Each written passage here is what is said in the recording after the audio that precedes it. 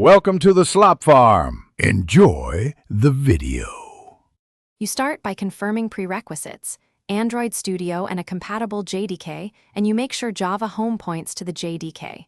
Once done, open your project and ensure the Gradle wrapper is present, Gradle files. Then switch to Project View so you can edit build.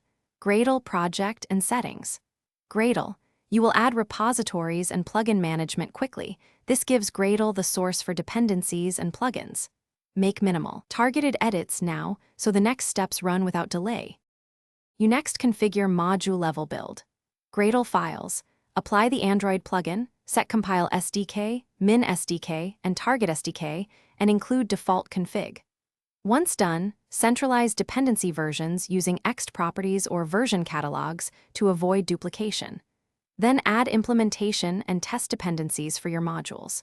Make sure to save files and trigger sync project with Gradle files in Android Studio. Observe the build window for errors.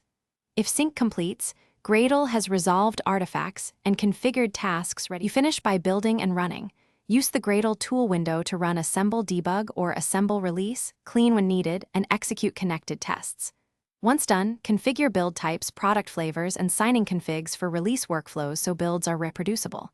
If something goes wrong, check the Gradle console for stack traces, enable stack trace, and increase heap in Gradle. Properties org. Gradle. JVmargs. As a key troubleshooting tip, invalidate caches and restart Android Studio.